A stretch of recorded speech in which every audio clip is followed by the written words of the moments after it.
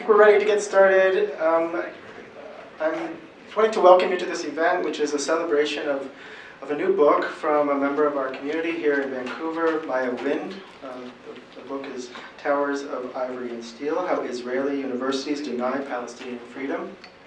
I'm really happy to see so many of you here to discuss this really important book.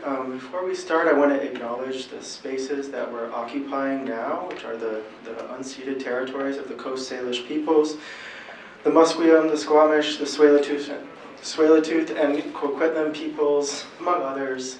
We're talking about colonialism today, which is something that all of us are a part of here as well.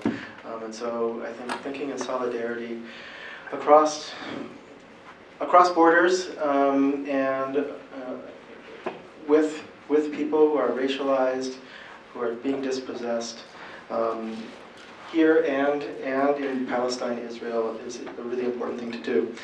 Our event is co-sponsored by the Center for Comparative Muslim Studies, SFU School of Communication, SFU School for International Studies, SFU Labor Studies Program, and the SFU Institute for the Humanities. We have lots of people on board to support this effort. My name is Darren Byler. I'm an assistant professor at the School for International Studies. I research and teach on dispossession in another colonial context, which is northwest China, and with a focus on the Uyghur people there. And so I've had the opportunity to think with Maya about my work and hers, and to have her come to my classes and talk to my students. She is an inspiration to me and to my students in the way that she lives her values. I was really moved by her presentations to my students, and they were as well, thinking about what it's like to be an 18-year-old person graduating from high school, being forced to join the draft, to be drafted into the Israeli military, and refusing to do that, and instead spending time in Israeli prison. It was something that I think really challenged my students to think about, like, what would they be willing to do to stand up to oppression that they see in their own lives. I'm an anthropologist, and so is Maya. She's someone who was instrumental in organizing a boycott, divestment, and sanction campaign for the American Association for Anthropology, which we passed as one of the largest institutions, academic associations to do so. And Maya was really instrumental in helping to organize that, and always doing it with so much humility and from the background. She's again, an inspiration. Just more formally of who she is. Maya Wind is a Killam postdoctoral fellow in the Department of Anthropology at the University of British Columbia. Her research on the reproduction and international export of Israeli security expertise has been supported by the National Science Foundation, the Social Science Research Council, and the Killam Laureates Trust. Her first book, this book, is here and available for purchase, Towers of Ivory and Steel. It investigates the complicity of Israeli universities in the violation of Palestinian rights and the occupation of Palestine. So the format of the program today is that Maya's going to speak for maybe 15 minutes or so, and then we'll have two scholars who are thinking with her work respond to it with some questions. I'll introduce them after she speaks. But please join me in welcoming Maya to talk about her book.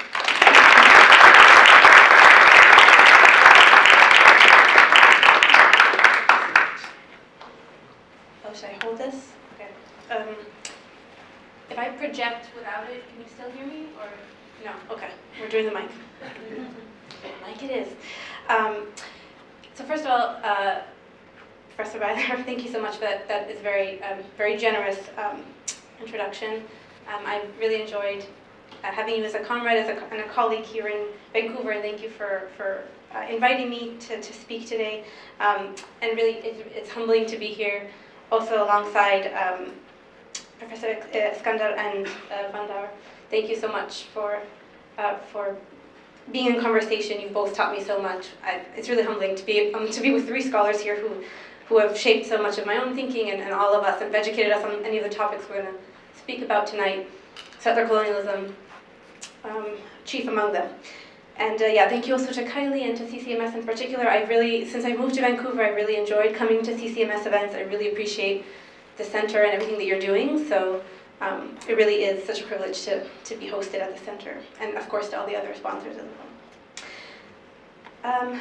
Yeah, so thank you all of you for coming out tonight. It's been an excruciating 6 months, I think, for all of us. We're on day 180 of the genocide today, and I think we all share so much grief and rage at this moment, and spaces like this, especially at the university, are important, I think, to continue to facilitate and insist on students, staff, faculty, all of us. We need to keep educating ourselves and others on Palestine.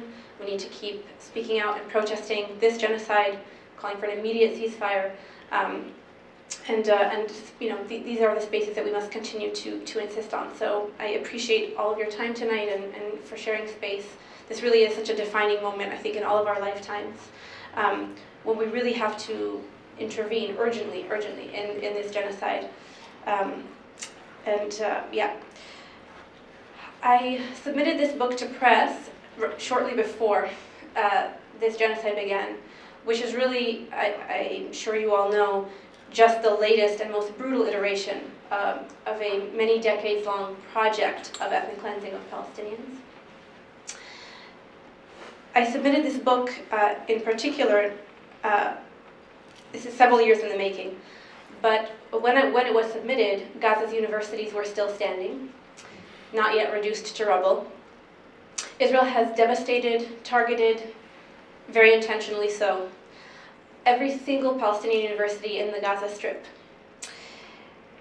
Medical and engineering laboratories, training courtrooms of faculties of law, assembly and graduation halls, rich collections of rare books and archaeological and archival artifacts, all completely destroyed.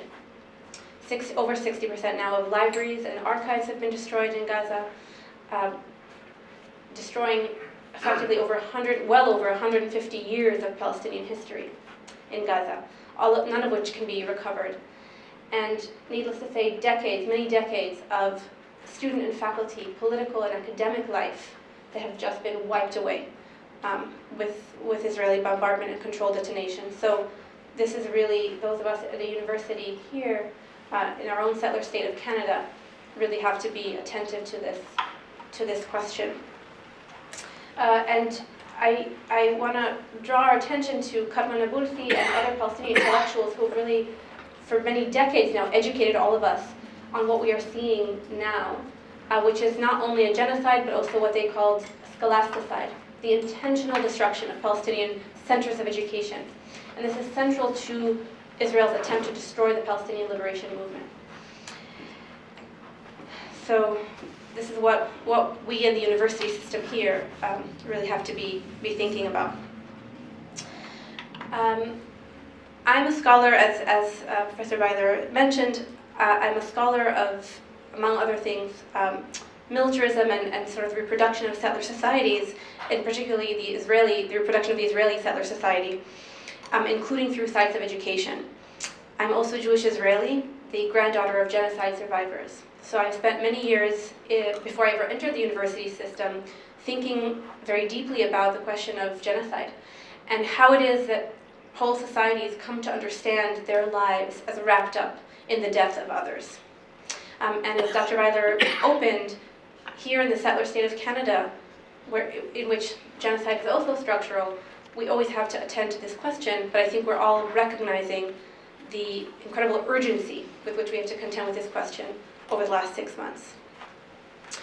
And while we often tend to think about militaries or weapons corporations or security states as the primary drivers of violence, state violence, of colonial violence, there are other types of institutions, often thought of as civilian institutions, or outside of that, that really are actually, in fact, no less central to sustaining this violence. And so today, this evening, I'm going to speak to you about some such institutions, which are universities, and specifically Israeli universities. And I want to tell you how it is that I came to understand Israeli universities as central pillars of Israeli racial rule, and now also of the horrors unleashed onto Gaza. And this is very different, of course. Those of us based in the Western university system, especially in Canada, the way that Israeli universities are narrated to us is very, very different. They tell us they are beacons of pluralism and democracy, in fact, uniquely so, exceptional, in fact, in the broader landscape of the Middle East. And we need not, go farther than just think about the vast and diverse forms of exchange programs and cooperations that we have between our institutions here in the West and in the Western Academy and Israeli institutions, when we have often no such parallel types of partnerships and joint research programs and study abroad opportunities in Arab institutions, Palestinian institutions, and more broadly. So we really have to think also about that other aspect of the coloniality of our own universities and the racial logics at play here. But what is particularly striking about this sort of consensus, this Western consensus about the Israeli Academy, is that for over 2 decades, Palestinian scholars, intellectuals, activists, civil society organizations have called it into question. This is since the Palestinian Campaign for the Academic and Cultural Boycott of Israel was launched in 2004, 2 decades ago now. And so I really came to research this book and to write it and in response and to try to answer the question posed by Palestinian civil society, which is simply, are Israeli universities complicit in the violation of Palestinian rights? And so to answer this question, I set out on a journey, and over several years I tried to investigate what this complicity might look like, what shape it takes. And to do this, I went into Israeli state and military archives, which are themselves highly securitized, to look at official state documents. I spent many months browsing through collections of government reports, media, unpublished master's and doctoral theses in the libraries of Israeli universities and the Israeli National Library. And I set out across the campuses of Israel's 8 major public institutions to speak to Palestinian student organizers, to interview Jewish, Israeli, and Palestinian faculty, and to observe for myself classes and events and protests and discussions. And over the course of this research, what I really came to understand very, very clearly is that Israeli universities are deeply implicated in Israeli colonialism and apartheid and must be understood as settler universities. And what I mean by that is that they are central to the infrastructure that sustains Israeli society as a settler society. So as we all know here, settler states are founded with the objective of eliminating native inhabitants and establishing a settler nation on native land. And so this is, of course, very much the operative logic of the Zionist movement and today of the Israeli state. In the early decades of the Zionist movement, this project was openly called the colonization of Palestine. And the incremental dispossession of Palestinians was accelerated, of course, in 1948 with the Nakba, when over 2/3 of the Palestinian population were expelled to make way for the establishment of the Israeli state. And after the Israeli state was founded, it termed this same program Judaization. And this is not a left critique term. This is actually the official terminology of the Israeli state. And Judaization is very simply the twinned project of continual Jewish settlement expansion and population dispersion and the growing of Jewish land ownership, while at the same time the shrinking of Palestinian land ownership and the interruption of Palestinian territorial contiguity. This is Judaization as an official state project. And what's important to understand about Judaization is that from the start, Israeli universities have been absolutely central to it. So before the Israeli state was even founded, the Zionist movement founded 3 universities as state-building institutions.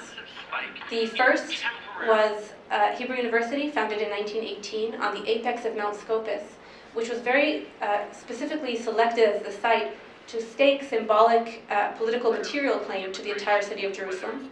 Shortly thereafter, in the 1920s and 30s, the Zionist movement founded the Weizmann Institute in Rehovot and the Technion Institute in Haifa. And this was, again, as institutions to advance the scientific and technological capabilities of the Israeli state.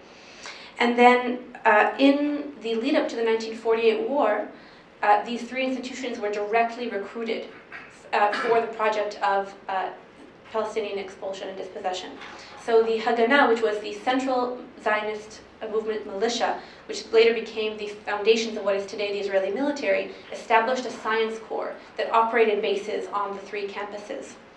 And in the lead up to the 1948 war, faculty and students themselves participated in the development and manufacturing of weapons, including the deployment of biological weaponry to poison Palestinian drinking water as part of the project to expel them from their lands.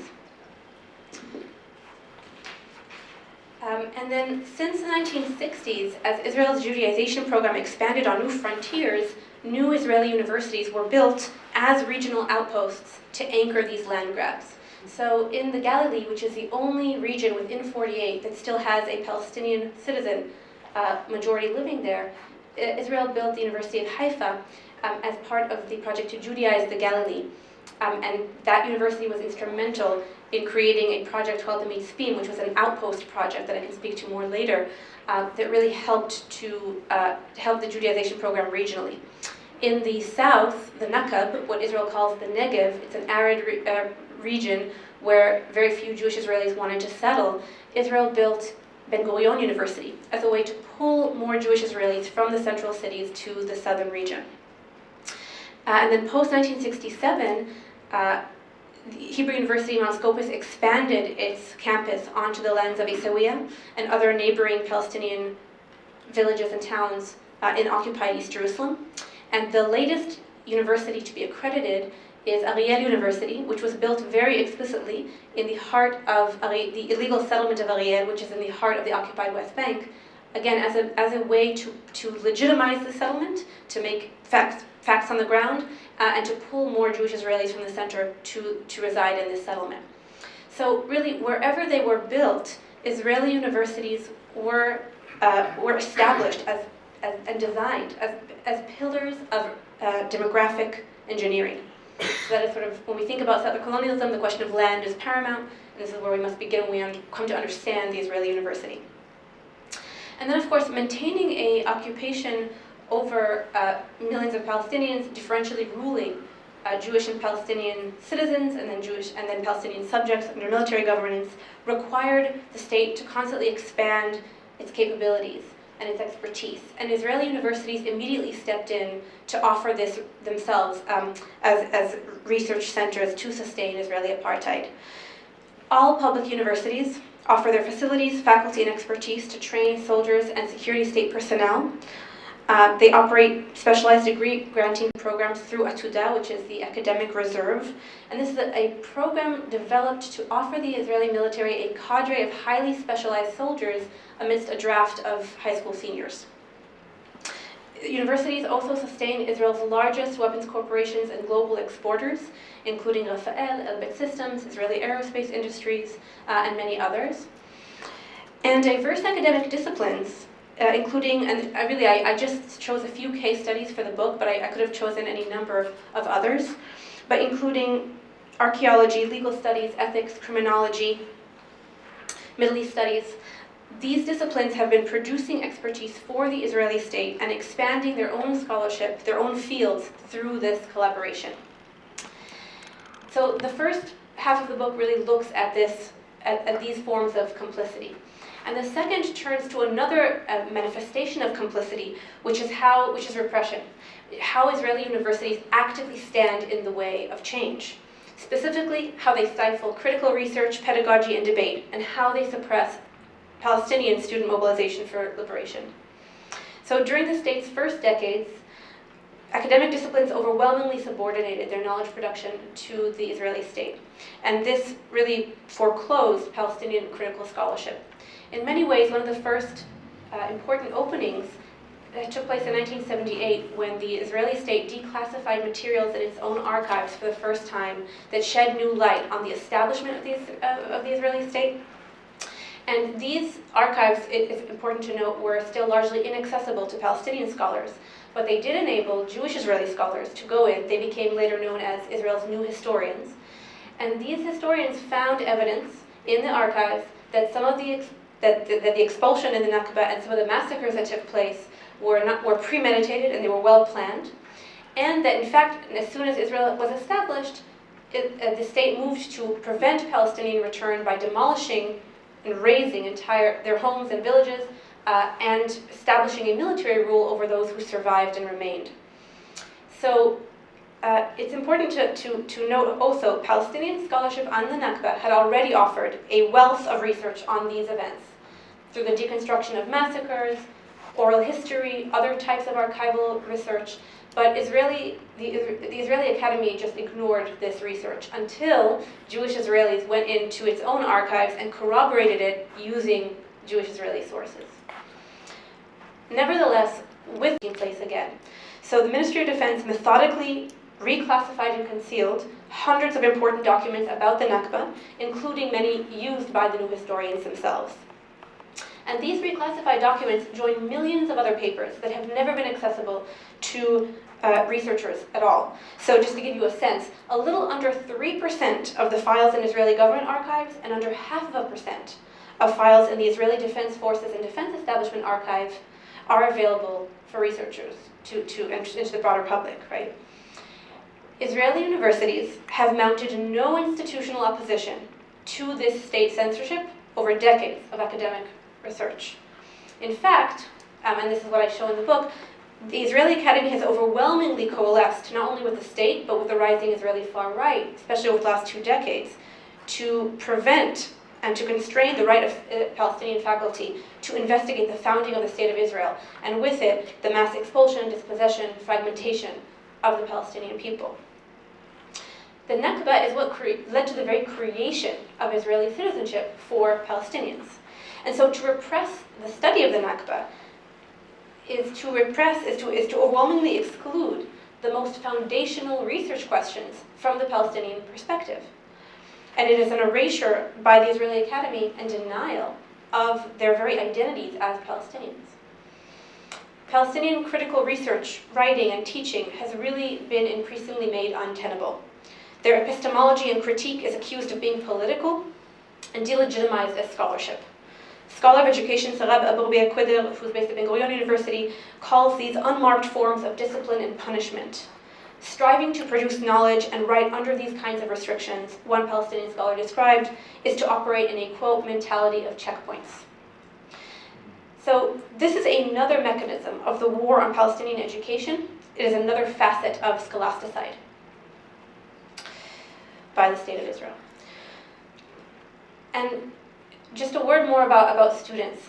The very right of Palestinian citizens to an education has been far from consensus in Israeli society.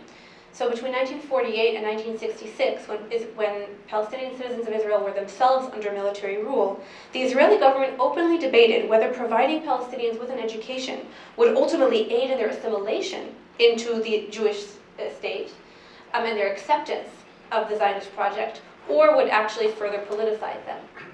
And ultimately, Palestinians were allowed to enroll at Israeli universities partially as a mechanism to lower their birth rate. That was ultimately part of the calculus. And yet, as Palestinians enrolled in the Israeli university system, they conditioned their enrollment upon loyalty to the state, and they collaborated very closely with the Israeli government to surveil Palestinian students and repress any of their organizing. And what I saw very clearly over the course of my research was how universities continue to curtail Palestinian presence and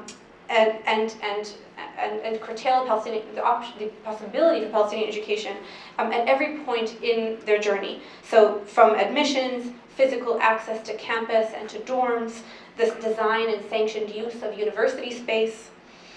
And as Palestinian students mobilize increasingly for freedom on Israeli campuses, university administrations are summoning them to disciplinary committees, refusing to authorize their events, suspending their student groups, and calling the Israeli police and Shin Bet to arrest them, sometimes from their own campuses.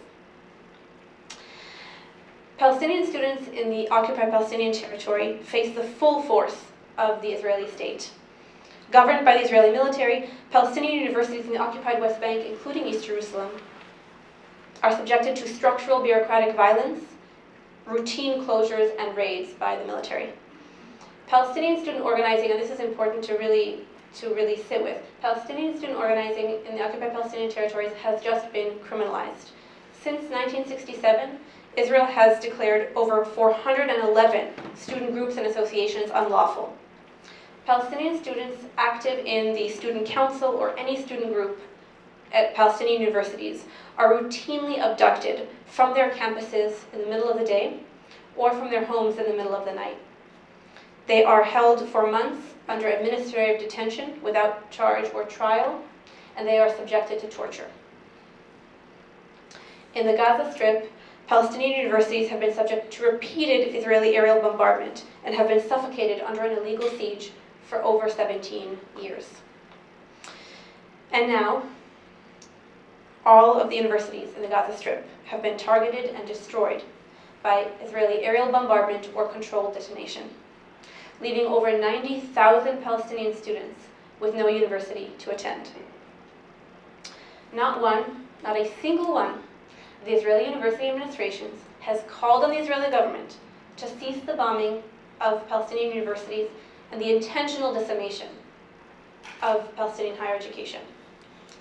And this should not surprise us, given that Israeli universities not only are central pillars that sustain Israeli settler colonialism and apartheid, but they are themselves actively supporting this genocide these last 6 months. Israeli universities are enlisting their institutes, resources, and courses to produce Hezbollah, which is Israeli state propaganda, to defend Israel from growing international criticism. They are producing legal scholarship and innovative, we should say, interpretations of international humanitarian law to shield Israel from accountability for its war crimes, including to thwart the very courageous and principled case brought by South Africa to the ICJ.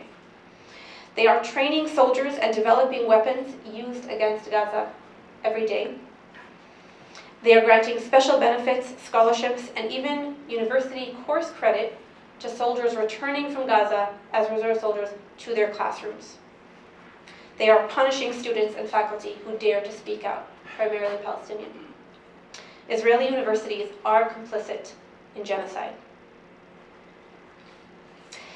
And our own universities, which support and legitimize and fund them, are implicated. But this also gives us, all of us who reproduce our own university system here, an incredible opportunity to intervene. We do have an incredible amount of power. We can hold our own institutions, our own universities accountable to the values that they claim to uphold. We hear so much about decolonization, right? Especially in Canadian universities. Okay, this is the time. Together we can join a movement to remake higher education for liberation. Because as Palestinian scholars, intellectuals, and activists have taught us and reminded us for over 2 decades, there is no academic freedom and there is no freedom, really, until it applies to all. So thank you so much. I think I'll end here and I want to turn over to discussion. Thank you.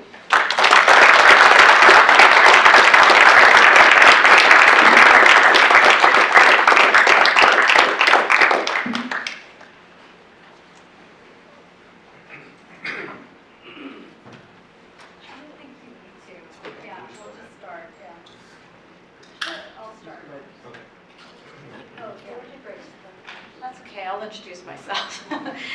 My name is Brenna Bandar, and I'm an associate professor in law at UBC. I want to thank everyone for coming out to this event. It's really nice to see people at successive events on Palestine. It's really great from UBC, SFU, and elsewhere. And I want to thank you, Maya, for this wonderful presentation, but I also want to say how indispensable your book is. And this book is precisely what we need.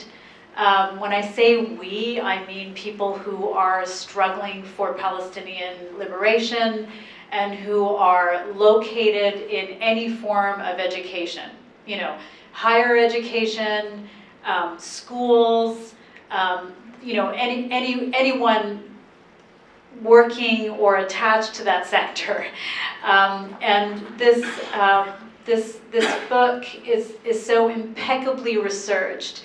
It allows us to make the case when we need to make the case. You know, whether it's for BDS, which I hope we will have a conversation about this evening, or whether it's the situation of trying to convince our own institutions to suspend or indeed cut their affiliations with Israeli programs and universities, etc. And yeah, it's really, it's just a really fantastic book. So I'm very appreciative. Now, I have basically two questions I wanted to raise, and then Adil is going to raise some questions, and then we hope to have a robust conversation together about the themes that Maya raises in her books. So, the first question I have, as a legal scholar, I was really interested in the sections of the book which pertain to what you just described as the legal innovations that Israeli legal scholars and law faculties have been producing now for decades. Now, we could describe these legal innovations as a form of colonial legality. And of course, there's a long history of colonial powers being innovative to, you know, as a prime motor force of colonial dispossession. Legal innovation is core to that. And I was thinking as I was reading the book about a lot of the legal innovations that the British made in places like India and elsewhere. So this legal innovation has a long history. And I think what we see before us, though, and why it is so this is such a vital issue, is that we see this colonial legal innovation happening before our eyes, you know, year to year, month to month, and in this case, day to day. And I wanted to ask, so just to flesh out a little bit of some of the detail of what Maya covers in the book, she talks about, you know, the way in which Israeli legal scholars have created different concepts to justify their indiscriminate killing of Palestinians. So, for example, the term a third population, which is meant to, which is a creation of Israeli legal scholars that refers to a population between a combatant and between a civilian, right? The key to colonial legality is all about creating ambivalence and confusion, right, which is then exploited by a colonial power. We can think about the term that George Bush came up with, George Bush Jr. in the War on Terror, enemy combatant, another international legal innovation to justify the killing of innocent people, or people who were merely suspected of committing a crime. And we know how that operates along racial colonial lines. Who is suspect, right? And today we saw, and I was having a little bit of a difficulty concentrating on what I wanted to say, because I found the news articles this morning about the AI program Lavender really hard to digest, really hard to make sense of. But again, this is another legal innovation which now has apparently, according to Israeli intelligence officials, obliterated the concept of proportionality in practice, right? You know, with this calculus of 15 to 20 civilians to be killed in the pursuit of quote-unquote low-ranking militants, right? So now we're beginning to understand why the death toll is so incredibly high just over these last 6 months. So, you know, in thinking about this whole scene of colonial legality, colonial legal innovation, I wanted you to just talk a little bit more, as you do in the book, about the way that warfare and the military training that happens within law faculties or adjacent to law faculties in Israel, how this shapes legal studies at Israeli universities generally. As a legal scholar, you know, we see Israeli law faculties in particular really having a lot of high regard, and Israeli legal scholars often being held in high regard And when I'm reading your book, I'm thinking, well, how are, as someone who abides BDS, I've never visited an Israeli law faculty, but, so I'm wondering how this militarism and this close connection between law faculties, legal studies, and the military actually shapes legal studies more generally in Israel. And I want to ask you what you think this means for Canadian universities that have such close affiliations and exchanges between Canadian legal studies and law faculties and Israeli law faculties. Thank you so much, Brennan. Yeah, I've obviously learned so much from you about thinking. I'm not a legal scholar, but I've learned so much from your work about how settler colonial regimes operate through the law. So thank you for everything that you've taught us about that. I was definitely wading into new territory, trying to make some sense of this. Definitely not, I'm not trained in the law. But what I can speak to is the university system and the ways that faculties of law have become these sites for this kind of legal innovation. And I think what I would say to that, and also with regards to the question of AI now and the new information that's coming to light, is that I think we should be discerning in how we understand the role of the university here, because it is not so much, if we understand the genocide of Palestinians and the project of elimination of Palestinians as structural and as central to the Israeli state itself, that is the project here. And that is what Israel is doing, and that is what Israel is doing in full force the last 6 months, but it has been doing it for many decades. Where Israeli universities play a particular role is in offering, in this regard, in terms of the question of international law, is in offering legitimacy. And this legitimacy is not only internal. I think in many ways it is internal, but it is also very much external. It is also sort of in terms of Israel facing the international community. And here I'm following legal scholars who've written about this, like Noor Arakat and Lisa Hajar, and others who are legal scholars and who have analyzed the ways in which Israeli legal innovation has enabled Israel to try and make the case in both the International Court of Public Opinion, but also in actual courts, in the ICC and other governing bodies, to try to make the case that it's increasingly devastating warfare against Palestinians does not contravene international humanitarian law. And this is particularly true. We see this, and Noura Kat writes about this. We've seen this particularly develop over the last 2 decades, or in the wake of the Second Palestinian Intifada, as Israel was ramping up both in the occupied West Bank and East Jerusalem and in the Gaza Strip, as Israel was increasingly waging these devastating forms of warfare that it was trying to then justify in all of these ways. And Israeli legal scholars and Israeli faculties of law offered themselves up very directly and very willingly, overwhelmingly, as sites for this kind of innovation.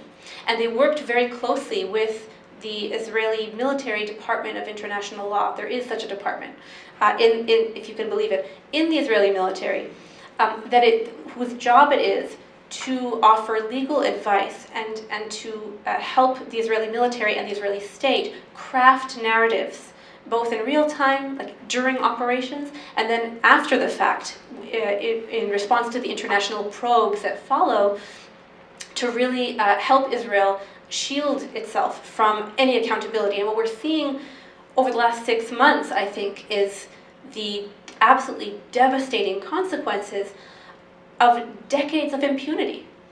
Right? What we are seeing now is only possible because Israel has so successfully evaded accountability from the international community for many decades. And Israeli legal scholars and Israeli universities have an important role to play in that.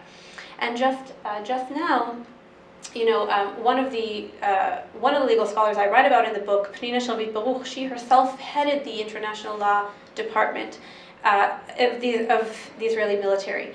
And after overseeing Operation an offensive on the Gaza Strip in 2008-2009, in which many war crimes were committed. 2 weeks after, personally overseeing that operation from a legal perspective, she started teaching in the Tel Aviv University Faculty of Law a course on international law. She is still there at the Institute for National Security Studies, and just during this genocide, shortly after the ICJ case, they hosted a conversation through the INSS where they were talking very explicitly about how Israel might best craft the kind of legal defense that it needs to thwart the ICJ case. The question of whether or not Israel is in fact or might be committing genocide was not on the table. That was not part of the discussion. The discussion was very explicitly instrumental. How do we counter this? And these legal scholars, and we're speaking alongside people from the Ministry of Defense and people from the Ministry of Foreign Affairs to really discuss this and to collectively brainstorm. So, and to say nothing of the fact that Israeli faculties of law were working to recruit additional scholars and graduates to help now with all of the cases that Israel anticipates coming down the pipeline. And so, we're really seeing this kind of recruitment. And so this is you were right, and you can say much more, you can speak much more to this, Brennan. I'm curious if you have more insights about the sort of longer history and the broader context for colonial legal innovation. Israel is certainly not the first and not the only state to practice it, but going back to your question of the connections between faculties of law here in Canada, for example, and Israeli faculties of law, this is something we need to be thinking about when we talk about complicity. This is a structural complicity that we are discussing here. This is not just about a handful of legal scholars. This is about the structure of the departments and the faculties of law in Israeli universities that are offering themselves up as sites for innovation for colonial governance and for explicit enabling of violations of international humanitarian law and laws of war. So I think that it is our utmost responsibility at this moment in particular to take seriously the Palestinian analysis of Palestinian civil society and to sever any and all ties between our institutions and Israeli institutions so long as they are in service of Israeli apartheid and now genocide. So this is our role in our own, this is the very basis of the BDS call, and I think that it is urgent that we take these actions at this moment.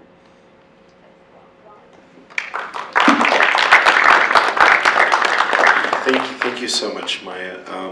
I want to just first start off by expressing my own personal sort of heartfelt gratitude for this work and all the work that you've done thus far as a scholar and as an activist. I say this because the work that you've done here is not just a work of research, but is a manual on how to proceed and how to progress and how to speak truth to power in institutions that are very often meant to serve power. I also say this because in the same way that you described the circumstances faced by the new historians and how the archives ended up being reclassified and sealed shut, and most of them ending up in exile, this work is you only get one shot at the archives when you're doing this kind of work.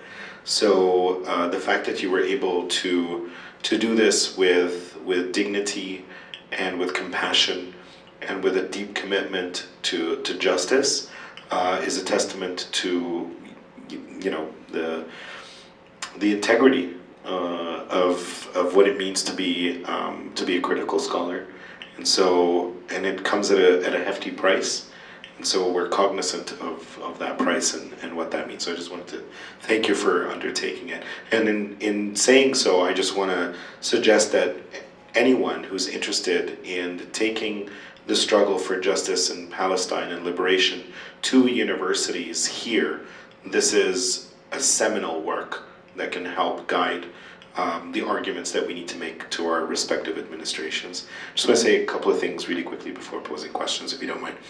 So our universities here in Canada, as you mentioned, Maya, are complicit in the genocide of Indigenous communities here, the erasure of their histories and memories from this land, which was annexed by both the state and private enterprise.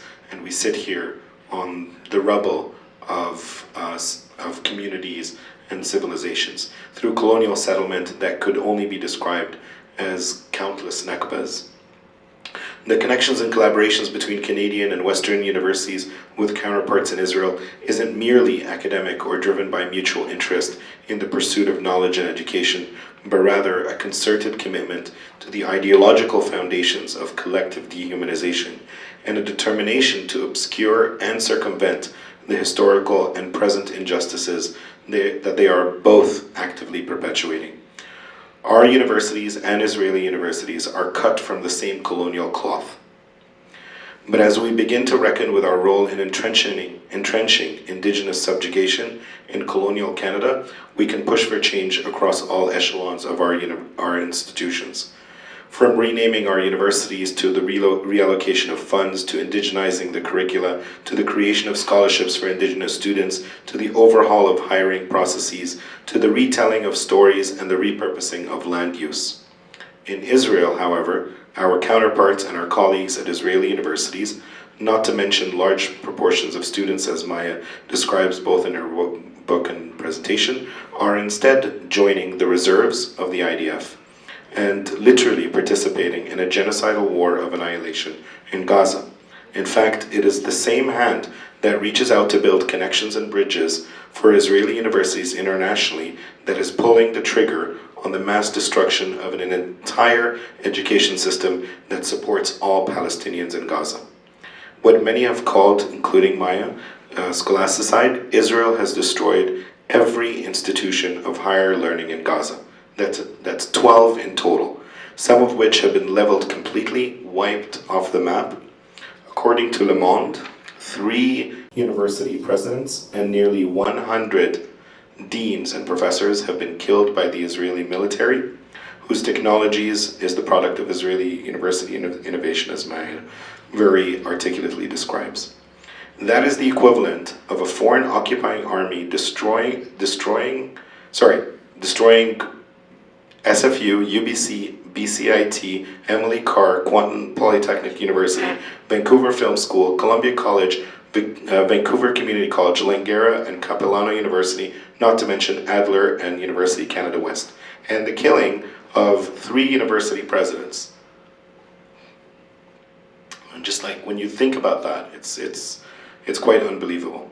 So where do we go from here? And, in the midst of conversations about academic freedom here, and I know a lot of us are embroiled in these conversations and discussions ad nauseum, they're actually laughable in the context of what's unfolding. So having said that, I want to pose a few questions for you, Maya, just in light of some of these points. The first is with regards to universities' commitments to critical thought, critical learning. I mean, that is something that is fundamental to how we impart knowledge and train students at the university, at least in the liberal arts, social sciences, and the humanities. How does that map onto our equivalent or counterpart disciplines at Israeli universities, if the purpose that they are meant to serve is one of affirming and reconstituting and entrenching power? So that's the first question. The second question is about the differences between those universities. I mean, what you're describing is something akin to an incredible system of contiguity, coordination, and complete unanimity. Are there pockets of dissent? Maybe I'm looking for something that doesn't exist, but in light of what happens to colleagues of ours like Professor Nadra Shahub-Kevorkian and others who have been under attack back then and continue to be under attack today at Hebrew University and elsewhere, what does it mean for there to be potential pockets or clusters of solidarity, and are they all quashed beyond repair? And then the third question is with regards to, right now, I believe that we might be, and I could be wrong, please correct me, that we might be at a precipice. The fact that we can have these conversations about severing ties with Israeli universities and thinking about, a versatile and fundamental boycott of Israeli universities on the grounds of their complicity in apartheid, occupation, ethnic cleansing, and genocide, means that that Israeli universities are now struggling to potentially rehabilitate their image internationally as a result of their current delegitimization. What does it mean for that to be a potential locale for revision within the Israeli academy? Is there any of this going back? I mean, I read a lot of that in Haaretz and elsewhere. It's like, what is going on in Western campuses and Palestinian or pro-Palestinian challenging of Israel's primacy? Is this going back? Are these debates happening? Is there a robust sort of conversation unfolding? That's my second question. And then my third question is about, sorry, was that two? That was two. Okay.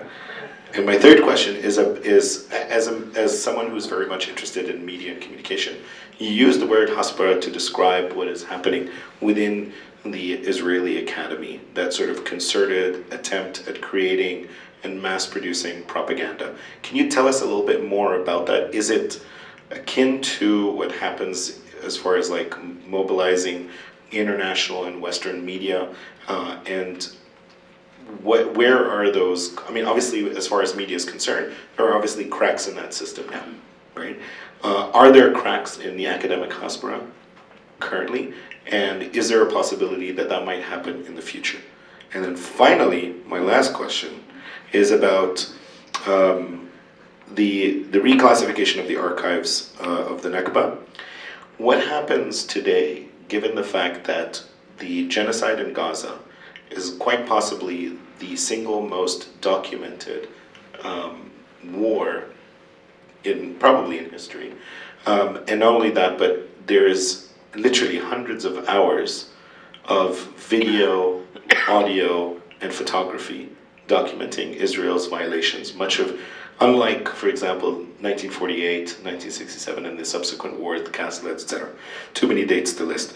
But what does that do to Israel's ability to control the narrative, and how permeable are Israeli universities to this barrage of counter-narratives?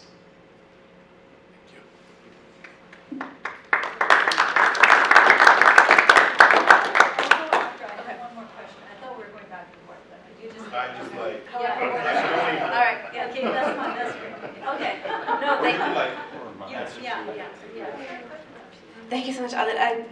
These are really rich questions and points. I'll try to do some justice or to pull on some of the threads.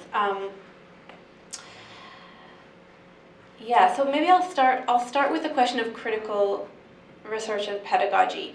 So I'll start with this is sort of to share a little bit of a methodological process, or something that I came to understand in doing the research for this book.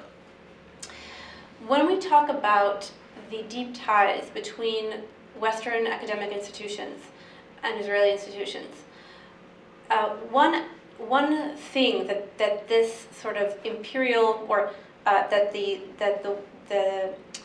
settler common sense that gets established through, or gets reinforced and reified in all of these ways through these exchanges, is also the erasure of indigenous knowledge systems, of indigenous critique, of indigenous scholarship. One of the things that really struck me in doing this research is coming across this very rich scholarship by Palestinian scholars, not only based in Palestinian universities, but Palestinian scholars based at Israeli universities, who write about and have researched for decades the experience of Palestinian students and faculty under Zionist hegemony and under the aegis of Israeli higher education. And this scholarship, some of it's published in Arabic, some of it's in Hebrew, but a large portion of it is in English, and it's published in international journals oftentimes. So really there's no excuse, there's no barrier to engage with this scholarship. And it really struck me, I've been organizing for the academic boycott for many years now, ever since I moved to North America, and I joined this educational system. And it really struck me that there is such a strong gatekeeping by Jewish Israeli scholars who have been allowed for decades to narrate to the Western academic community, to tell us what it is that Israeli universities are, and their claims have just been taken at face value. And I think we have to really think very seriously about the racial colonial logics at play here that have enabled this erasure of Palestinian critique for so long, not only of PACB, but also Palestinian academics who have written about this. So I cite a lot of that scholarship in this book, and it was really striking to me how little of it is engaged with by the Western academic community. So I think we really have some reflection to do about that and what are the structures that have brought us to this point. So that's just one thing that I want to kind of begin with. But in terms of critical research and pedagogy, what's really clear both from this very, very valuable scholarship that I mentioned, but also what I came to learn, not only in reading this work and also in my own interviews and observations on Israeli campuses, is really that even in these sites where we would anticipate the flourishing of critical work, both teaching and scholarship and research and writing, at Israeli universities, of course, there are pockets where departments where such critical work is being done. Really at the forefront of this are Palestinian junior scholars and Palestinian senior faculty and graduate students. But then also there are some Jewish Israelis who are engaging in critical work. But what has become really clear is that, first of all, over time, in many ways, the openings have been closed, not only with the archives, but the opportunities and the freedom to do this kind of critical work has been severely curtailed, especially over the last 2 decades, especially as Israel is facing the growing movement for boycott, divestment, and sanctions, as well as increased mobilization, both from Palestinians in the occupied Palestinian territory and also from Palestinian citizens of the Israeli state. And as it is facing this opposition to its colonial rule from all of these different directions, it has increased its repression of critical work, also chiefly by Palestinian scholars, but also Jewish Israelis. And so many of the most critical scholars have been, both Palestinian and Jewish Israeli, have been driven out of the Israeli Academy. Many of them are now reside abroad or have left the academy altogether. And those who remain really described to me very clearly, and I witnessed it for myself, they're under siege. They're just under siege. And what Professor Nadira Shalou-Kevorkian, who is a uncompromising and incredibly courageous scholar of Israeli colonial violence for many decades, has been at the forefront of the insistence on writing about what she calls Israeli state criminality and her decolonial scholarship. And because of that, she has been subject to decades of harassment, death threats, vitriol by students, colleagues, the administration.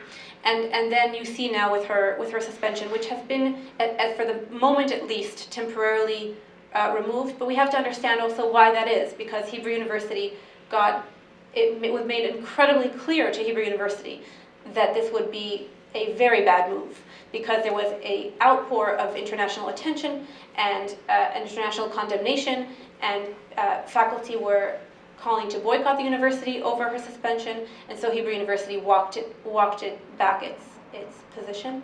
But this does not mean that she is that the danger is over, not for Professor Kevorkian and not for other scholars like her who are trying to do this work. And so what we really have to understand is that it is only international pressure that is helping to preserve any remaining freedom that there is on these campuses. And so all of us have to be really to take that seriously, and to take our responsibility seriously accordingly. And I think relatedly, this kind of speaks to another question that you brought up in terms of openings for the academic boycott. And I think there absolutely are new openings now, and we're seeing unprecedented mobilization across Turtle Island, right? New faculty for Justice in Palestine groups that many of us are a part of, students for Justice in Palestine, and many others. And we're seeing a resurgence now, and many people coming to Palestine work for the first time, and to organizing. And there really is a sense on all of our campuses, I think, that people are outraged. People see with their own eyes what is unfolding, and no amount, as you said, of Hezbollah can explain away what we are all witnessing. And so I think we can all be incredibly hopeful about that, but to continue to push ahead and to take our responsibility really very, very seriously. And I think that one of the things that that PACB's analysis gives us is an analysis of structure, right? And so it's like, this is really what we have to take structure seriously. This is an institutional boycott, and this is directed at the institutional, structural forms of complicity in colonial violence. And those of us reproducing and legitimizing our own institutions have to take that seriously in our own universities, as you reminded us, and thank you for reminding us of that. And also take note and take responsibility for the ways that our own institutions that we are reproducing are sustaining the Israeli university system, which is in turn sustaining this regime. So this is really an opening.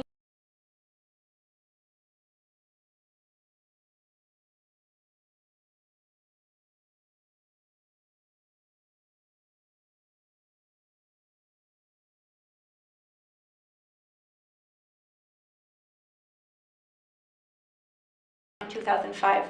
So in fact, the call for the academic boycott is the foundational call of BDS. And we have to, and yet we haven't seen as much traction. It is gaining traction, but we haven't seen as many wins as we should have, given that Palestinians have for decades told us that the Israeli university system they have identified for us are a central pillar of Israeli racial rule. So we have to take that analysis seriously, and those of us who are in the academy have a responsibility to follow it.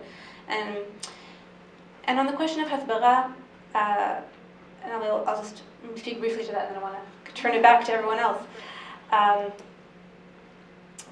So it is interesting. You are right. I'm sure you have many as a scholar of also of communications and media, and you'll have much more to say about this than I. And I'm sure you have sort of a more historical and also a comparative perspective that I lack. So I'm curious what you would say to this. But I think from my sort of narrow vantage point in terms of the Israeli Hezbollah machinery, this is again the question of legitimacy and what is the role of the university system in this. And I think what we saw very clearly, you might have imagined that in the face of a highly documented genocide, which, as you say, yes, we are all, many of us have direct access to the images, to the videos.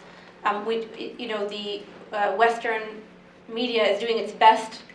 New York Times, to the bitter end, they will try to gatekeep us from the truth. But we now have our own direct lines of access through social media, and so we are seeing it, and that is incredibly important.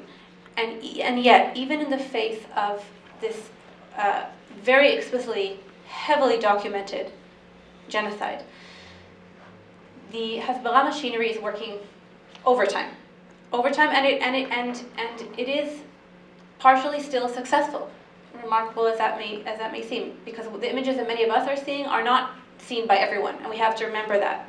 is that what we see in our circles is not what everyone else sees. Many people just read the Times. Many people just tune into CNN, and there it's a very different story. And the Israeli Hezbollah machine has a lot to do with that. And one of the things, I attended multiple meetings as part of the research at different institutes and centers of Hezbollah making at Israeli campuses. And it was really remarkable to see they were talking very openly, bringing together, these are universities, bringing together scholars of media studies and communications alongside people from the Israeli Ministry of Foreign Affairs, alongside Israeli journalists and people from the Israeli military spokesperson unit, bringing people together again to finesse and talking points, to craft strategies, to shape the narrative, particularly in the international media, how to foster a cohesive narrative, talking points, how to build relationships and to shape what Western journalists are seeing and accessing. And we see this now also with the genocide, right, with these convoys of journalists, foreign journalists, accompanied by the Israeli military, right, taking them on very curated tours, right, and many of them are participating in this, including the Times, right, agreeing to these terms to be showed around Gaza by the Israeli military, right, and now Israel is trying to shut down Al Jazeera, yeah, in Palestine. So the Israel from the outset has been, the Hezbollah has been a central pillar of the Zionist project, and it continues to be, and Israeli universities are playing a role in this. And now in this genocide in particular, universities have offered international students, by the way, in terms of the question of our own universities sending students to study abroad in Israeli universities. At Tel Aviv University, for example, they repurposed, this is right after October 7th, they repurposed some of their international courses for international students that are taught in English to train students studying abroad in crafting talking points to narrate, to show the Israeli narrative on social media in English. And at the University of Haifa, there's a whole center called the Comper Center. They have a course that offers course credit called Ambassadors Online for undergraduate students to receive university credit to study not only with faculty but also with people from the Israeli state and the Israeli Ministry of Foreign Affairs in particular, and they actually produce, as part of their course assignments, produce Hezbollah, to aid Israel in shielding itself and in thwarting international criticism. So, this is again, it goes back. I think both your points raise the question of legitimacy and what is the role of the university, what is the role of the academy, what can it be and what is it, and in the Israeli case, what it is a pillar of Israeli racial role. So yeah.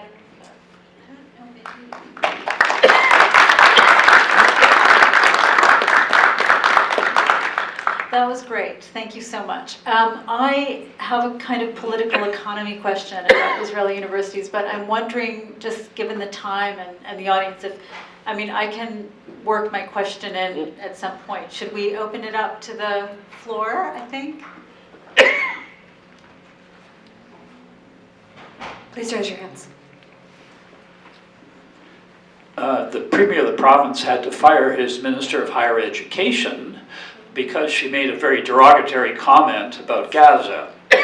And the feedback that he got from the public must have been ferocious. And I know that he received a message that basically told him to look at who is donating money to universities in British Columbia. Look at the names on the buildings. You get Chan, and you get Lee, and you get names that come from South Asia, East Asia, the Middle East. And actually now the names like, for this building, the Morris J. Wasp, are in a minority. And if you also look at the students, what do you see? This is a huge lever in convincing university administrations to adapt to what is really a post-colonial world. And the people who are attending these universities are coming from South Asia, East Asia, Middle East, and so on, North Africa, and they're much less interested in the old stories and much more interested in contributing to a society that they're now becoming very significant in. So the people who are trying to collect money on behalf of these universities around the province, across Canada probably, are quite conscious of this fact. And this is a tool in your hands for changing the narrative in BC's higher education system. Now I've got a mundane question. What happens to books in Israeli higher education? Is there censorship? Have we got to the book burning moment yet? Or are they still freely available? Is your book going to be circulated in Israel?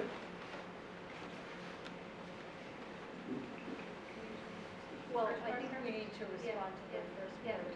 Take the question.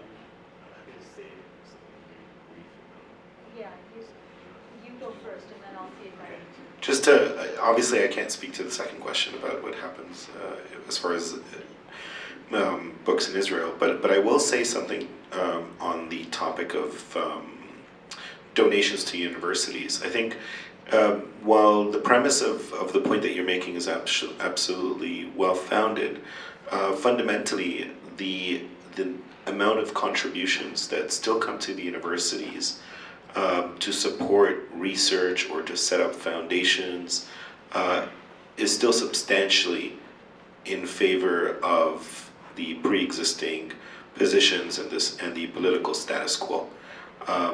And I think it's also important to note that just because the names on the buildings may sound different, that it doesn't necessarily translate into a shift in the political expressions of those respective institutions. One of the things that we've become extremely cognizant of, particularly on, since this war and genocide unfolded, and I think Brenna can speak quite substantially about the situation at UBC. It is the fact that the lion's share of the funding that comes to our universities and our research institutes is coming from circles that are staunchly Zionist and staunchly pro-Israeli, that our universities feel both administratively are both hemmed and shackled on one end, but also needing to perform balance and impartiality, in some cases even lopsidedly targeting pro-Palestine expressions on campus. I don't know of any example across all of the Lower Mainland where any event that was designed to express an overtly pro-Israeli position has been shuttered or closed down by a university administration, whereas most of our events here, including this one, will take up to 6 weeks to put together because of security threat. As you can see, we are a security threat. but so there's lots of that, and I think it's important not to assume or imply that just because the names are changing, that it translates or transpires in such a way so as to see those substantial changes. But having said that, it is also important to note that many of those individuals with the financial means who are supportive of Palestinian justice, for example, their collective wealth is minuscule in comparison to what can be marshaled to support the other side. I just wanted to kind of put that out there in case there are some illusions otherwise. Yeah. I think I would just, in terms of the first part of your comment, disagree with the notion that international students coming from Southeast Asia, from other parts of Asia, from North Africa, are in some way not interested in or connected to long histories of solidarity with Palestine. And in fact, many of the people who have been harassed, censured, Many of the people who have lost employment opportunities for speaking out on Palestine are Asian, East Asian, North African, Black, etc. So I think it's really important not to make any assumptions about what people's views might be on the basis of where they come from. So, and that certainly runs counter to my experience in Canadian universities on this matter.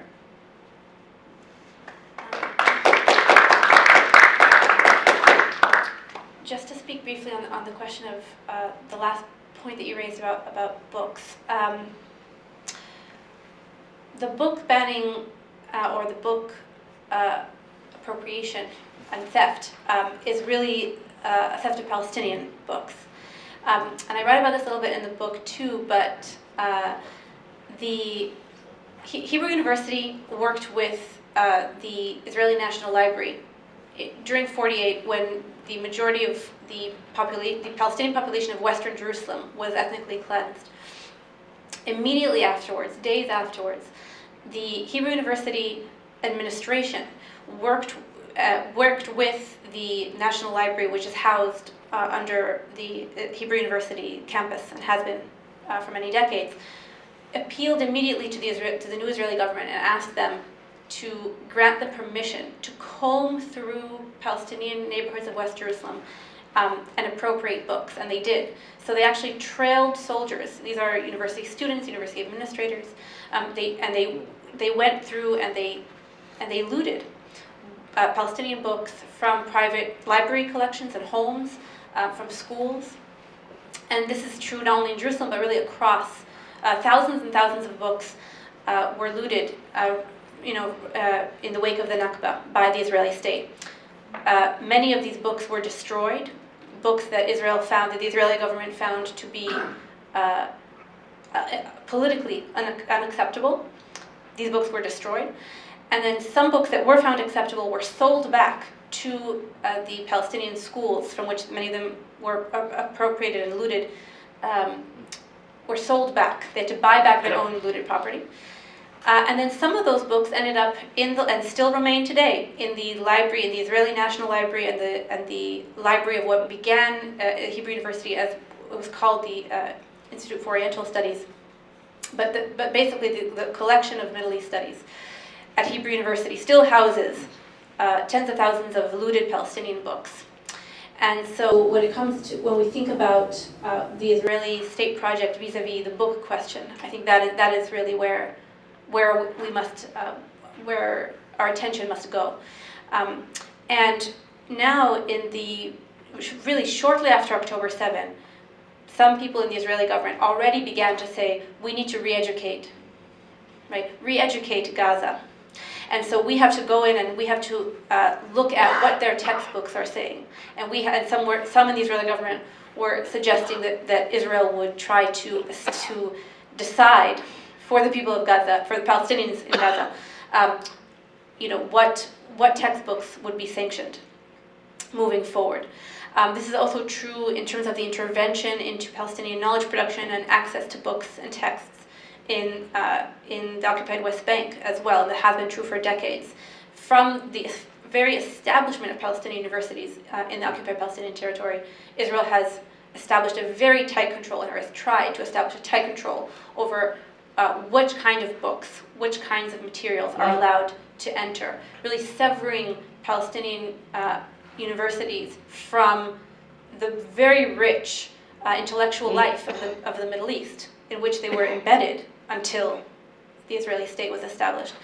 So really this is so thank you for bringing up the book question, because it is really part of a long history of the Israeli war on Palestinian education. This is a part of scholasticide, the attention to or the banning of books, and this is a mechanism to suppress the Palestinian liberation movement. This is very central. So yeah. Can I ask sort of a follow-up to that question?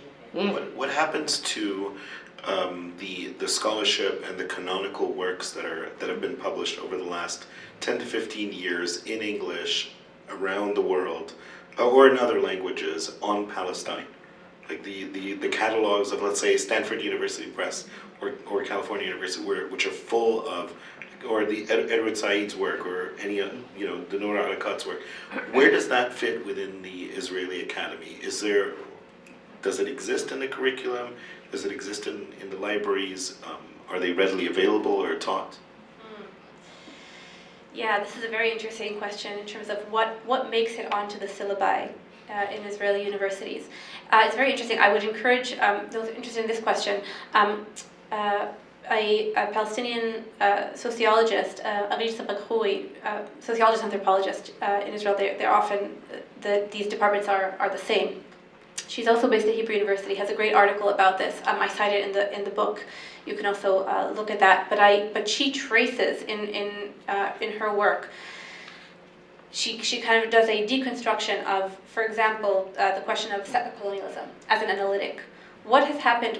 How the settler colonial analytic has been very central to Palestinian thought and critique, since the 60s, in some ways before. But so there's a long tradition of Palestinian thought and engagement with the analytic of settler colonialism vis-a-vis the Israeli state. And Sabag Khoui traces this analytic and shows the ways in which it was gradually taken up by Palestinians in the Israeli Academy, or who tried to make inroads into the Israeli Academy, and the ways in which that analytic was disallowed, right? Or it was established very clearly as beyond the pale, beyond the bounds of acceptable.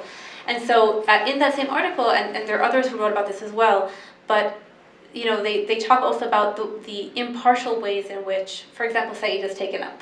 So potentially Orientalism, or sections of Orientalism is taught, but not about the question, not the question of Palestine, right? So there's also a sort of a selective way that or Frantz Fanon, right? So black skins, white masks, partially, not wretched of the earth, right? So there's certain ways in which, even in the critical departments where you would expect these kinds of critical texts to be taken up, there's a way still to take them up partially and to narrate them in particular ways that still somehow do not interrupt in too abrupt a way the Zionist hegemony or Zionist common sense. So there's some good Palestinian analysis on these questions that I encourage you to look at. But I think it's really a question more substantially about what the Israeli university system allows and doesn't allow. One of the things that I think is really important to think about is, and several Palestinian scholars have written about this, including most recently Khalid Fouani and Yara Saadi Ibrahim in their latest book, about how for Palestinian scholars there has never been a real site for critical research and scholarly debate of the kind that they seek. Palestinian citizens of Israel have lobbied for decades for a Palestinian university in the Galilee, and this has been shut down very quickly and consistently every time it is brought up by the Israeli state. And Palestinian scholars have had to have found Mad al-Karmel, which is a Palestinian intellectual center in Haifa, outside of the Israeli university system, which is a haven for the kind of critical research and debate and thinking that they need. And I think it's noteworthy that they had to establish this center, and many Palestinian scholars talk about this and write about this, that such a space was not offered to them under the aegis of the Israeli university system, and so they had to go outside of it. And I think that tells us everything that we need to know about, what's permissible and what's not.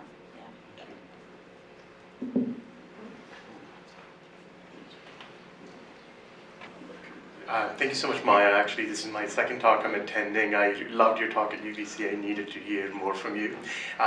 The question I had is slightly different in terms of some of the work that you're doing. You're looking at Israeli universities, their connections to the sort of the securitized state and sort of the complicity with it, and certainly looking at it in the context of Palestinian students, the Palestinians in general.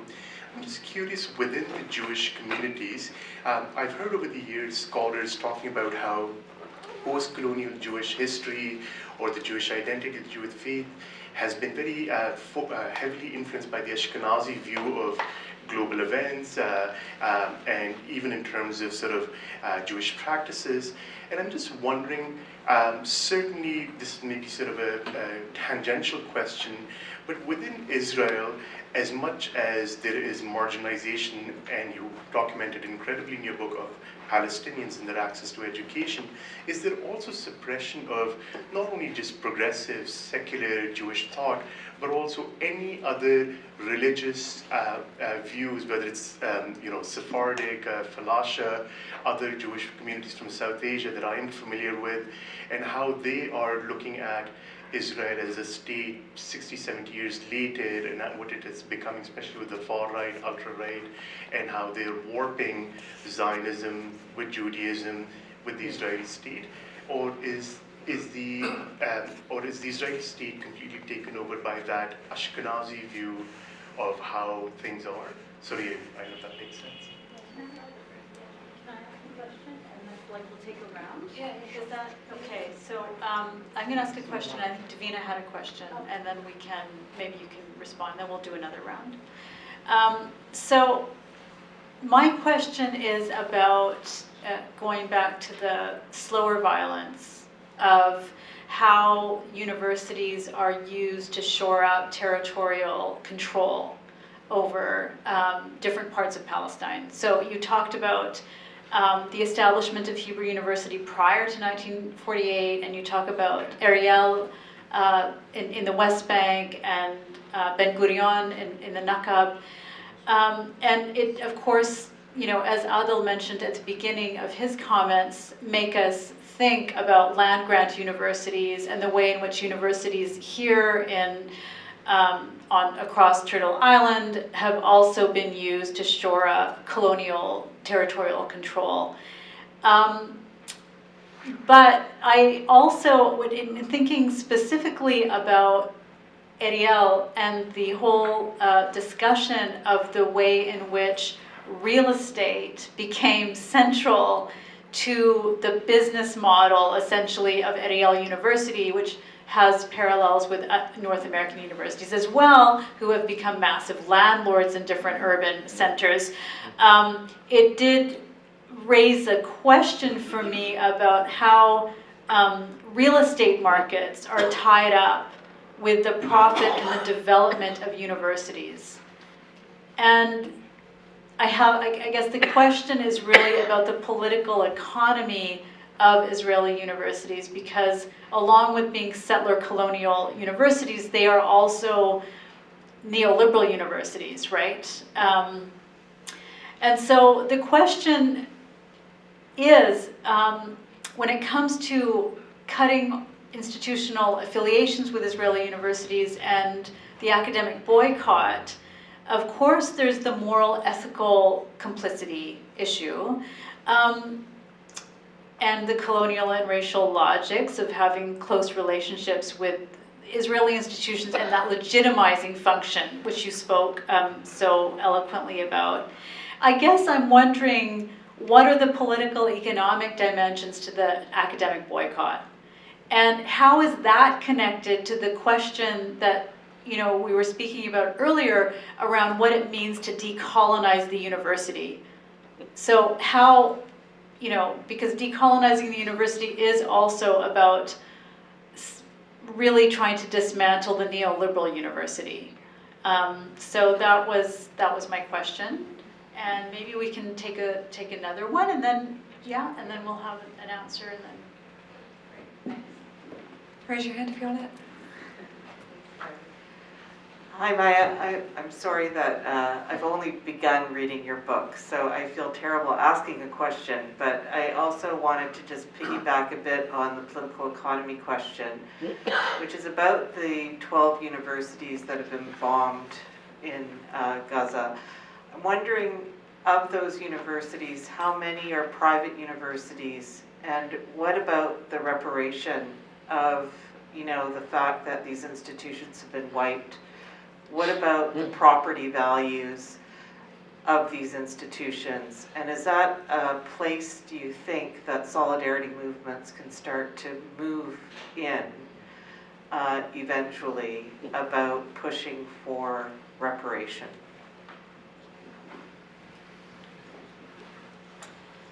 Thank you so much. Yes, I'll touch on some of these, and then I want to also turn over to both of you for other thoughts before we close. But starting with your question, I'll speak briefly to the question of Ashkenazi hegemony. I write about this in one of the chapters in the book too. It is certainly not only Palestinian anti-colonial thought, but the budding Jewish anti-colonial thought that always did exist, even under Israeli governance, and certainly even within the university system, that was squashed over time and disallowed by the Israeli university. So particularly one of the things that I look at in the book is not alongside the new historians, or shortly after, in the 80s when they were doing their very important critical research, there was another strand, a parallel strand in many ways, of important anti-colonial critical scholarship by Arab Jews from the Middle East and North Africa, who were termed Mizrahim, which means the Eastern ones in Zionist discourse.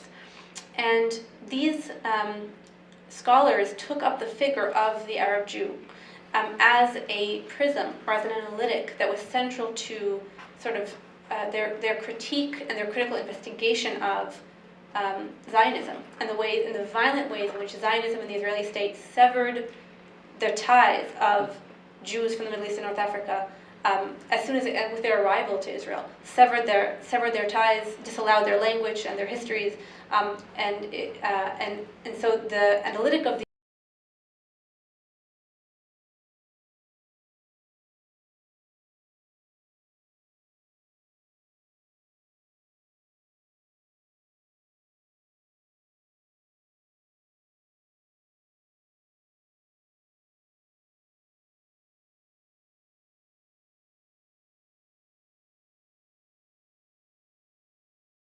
alliance with Palestinians within the academy and outside of it. And what you see today is that the overwhelming majority of what is considered critical Mizrahi thought or critique or scholarship in the Israeli academy overwhelmingly has been subsumed by Zionist logics. And that is also very much an intentional form of repression by the Israeli state and the Israeli university system. And so many of the path-breaking, critical Mizrahi scholars also found themselves outside of the Israeli university system or outside of Israel.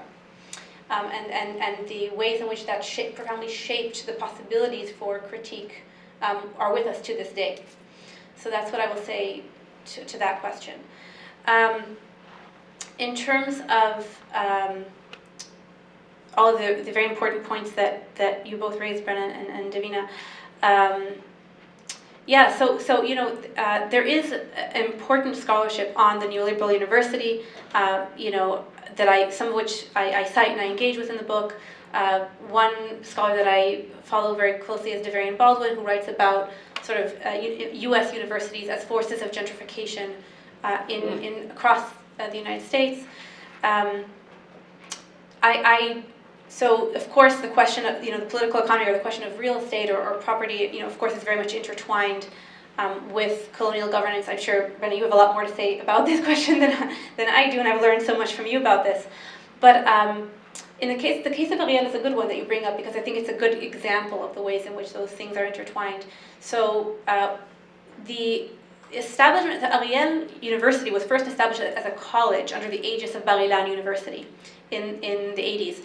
And then over time, the Israeli settler movement worked with the Israeli military government, the civil administration, the military governing body of the West Bank, occupied West Bank, to move it towards accreditation and recognition as an Israeli institution governed by the Council for Higher Education in Israel.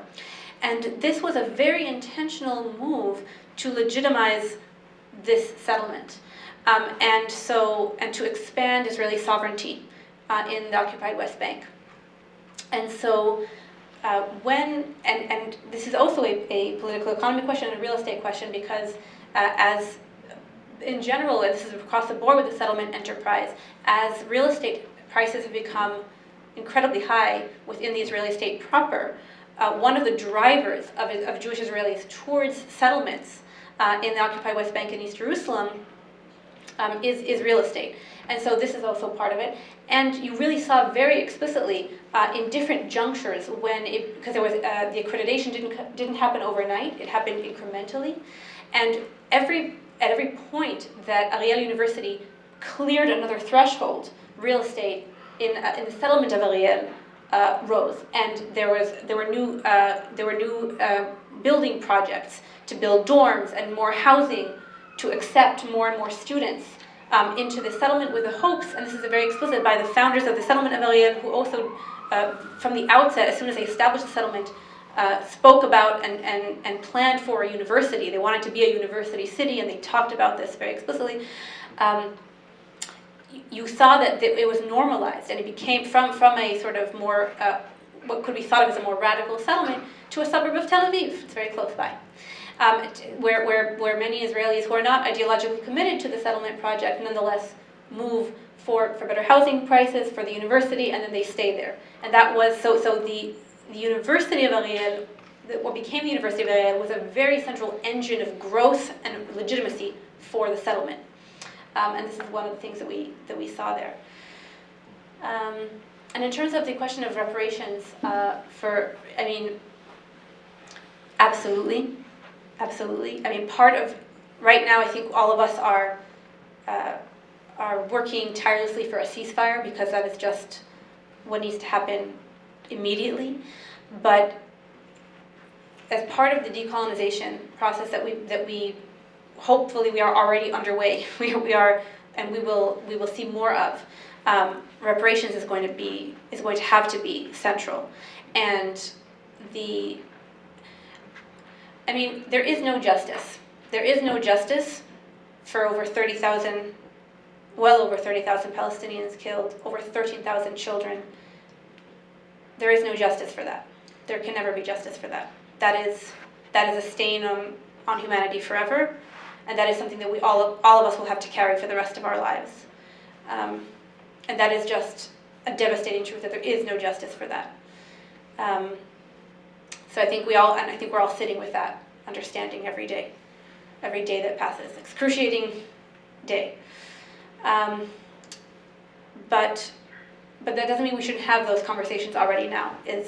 What forms of justice can we seek? And reparations will absolutely have to be central to that. It is symbolic, but all of the royalties and proceeds for this book are going to my colleagues who are scholars in Gaza, who are already in conversations about rebuilding a system of higher ed there. And so I urge you all to follow that project, and I can be in touch with me and others who are in touch with colleagues there, because that is an effort that all of us, especially in the academy, will want to be contributing to, and to thinking with our colleagues in Gaza, what kind of education system will we see the day after ceasefire. But those conversations are already underway, and Palestinian scholars and students are having those conversations already now. So we have to follow them. And I think, I know we're sort of close to time. I will be around after, so for questions. But I want to also give another opportunity for my two very esteemed colleagues who I've learned a lot from, just to kind of share more, maybe before we close. I don't want to. Maybe I can ask a question, if possible? Yeah. Sure.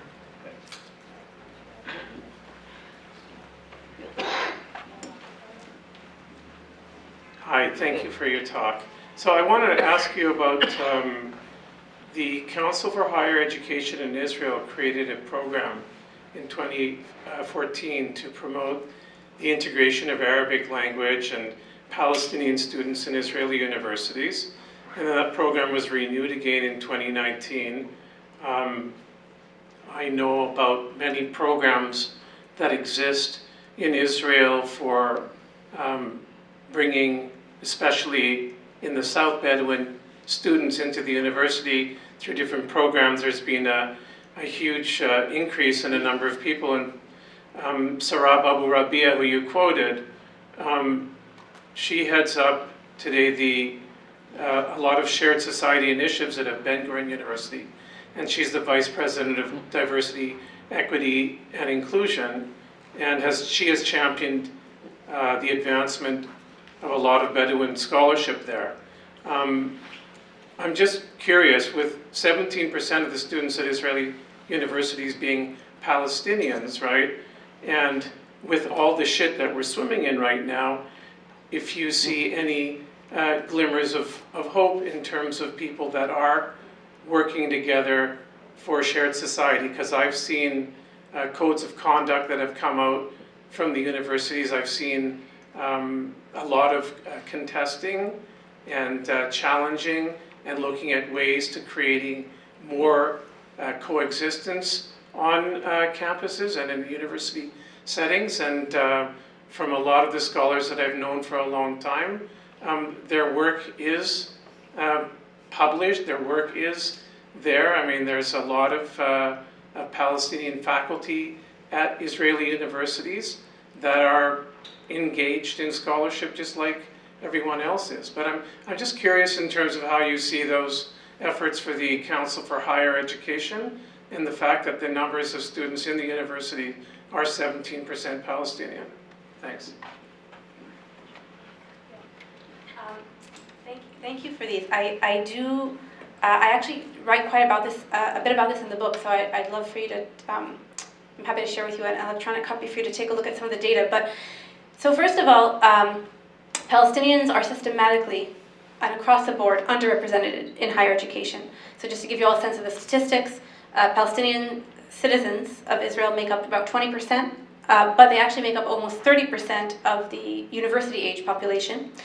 And this is, as Palestinians enter university and they advance in the degrees, it's like a sieve with smaller and smaller holes. There are fewer and fewer Palestinians, and they are more underrepresented. So just to give you a sense, again, almost 20% of Israeli citizens are Palestinian. They represent under 3.5% of the faculty.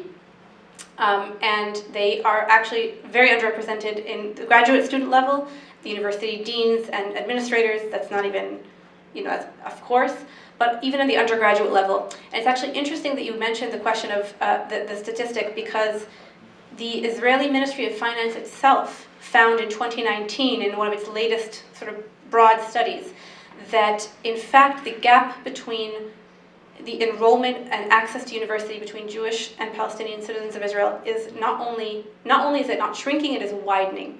And that the highest numbers of Palestinians are, or where we are seeing the most increase of enrollment in higher education is in underfunded colleges, but not the universities. And as if you compare the number of Palestinians and the number of Jewish Israelis who seek education abroad, around 5, don't fully quote me on this, I have it in the book, but the latest statistics that I've cited, about 5% of Jewish Israelis seek higher education abroad, but up to 24% of Palestinians seek higher education abroad, and that some of them enroll in Palestinian universities in the occupied West Bank, some of them go to Jordan, those who have access and visas and scholarships go abroad, go elsewhere. But so actually the gaps are actually not shrinking over time, in fact, in access to higher education. And it's important that you mentioned the CHE, the Council for Higher Ed program. Yes, there was such a program. That was at the... Still running, by the way. Yes, this is a program to increase the visibility of Arabic and accessibility through increased Arabic on Israeli campuses. This was an initiative that was pushed for by Palestinian civil society organizations. And again, in the book I cite Palestinian scholars and those people who pushed for that program, and those same civil society organizations who did reports over a decade later to show that very little of this program was implemented and very few of the goals were actually met.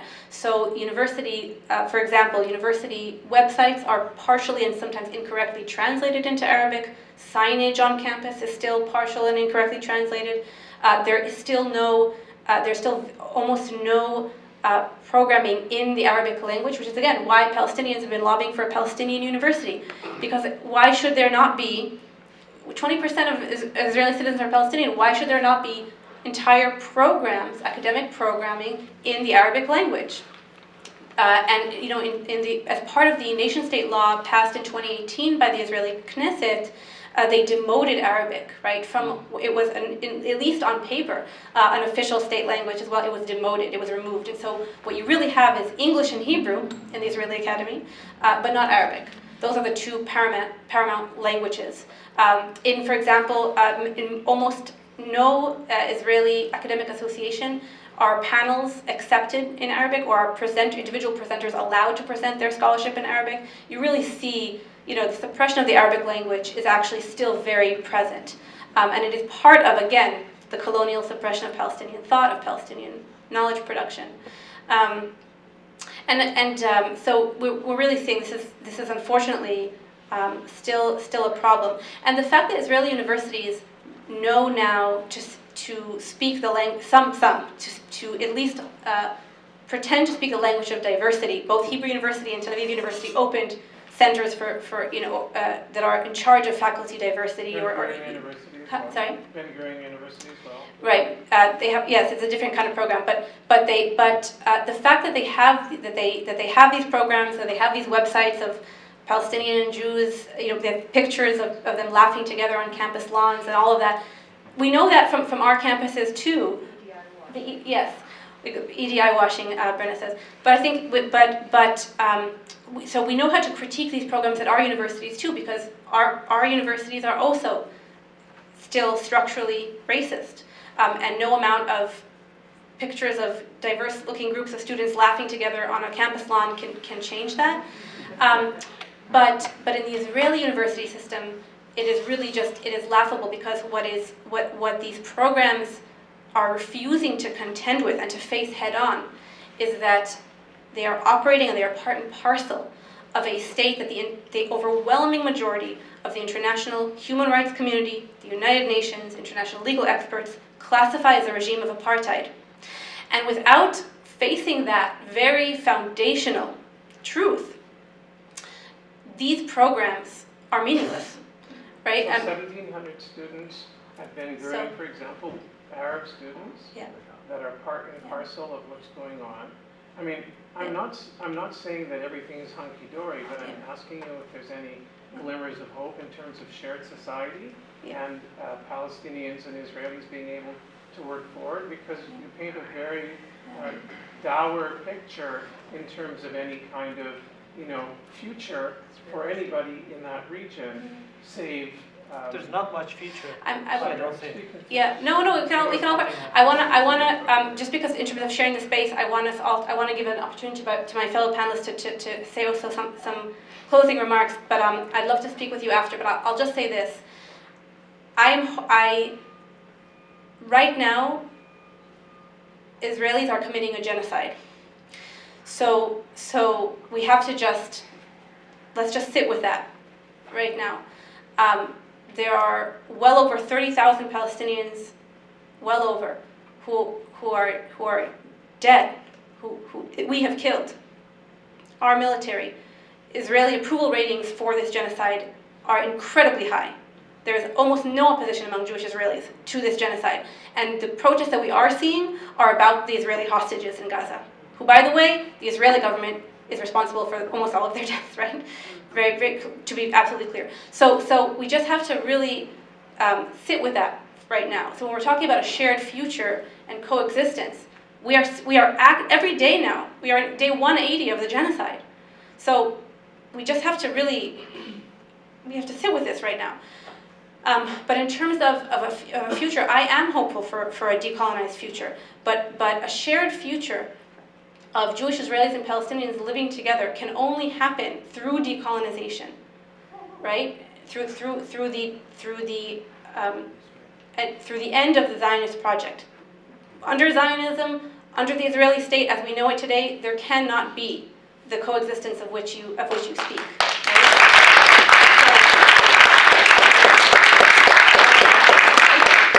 Happy to speak more, but I want to give both of you opportunities to. I don't think I can say anything beyond that. Thank Okay, you. thank you. Thank you, Maya. I want to say thank you, Maya. Thank you, Brenna. Thank you, Ben.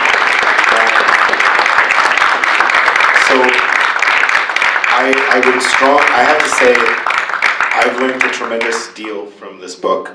I thought I knew a lot, but I actually realized that I'm barely scratching the surface. So I would strongly encourage anyone who's interested in understanding the architecture of the academy in Israel.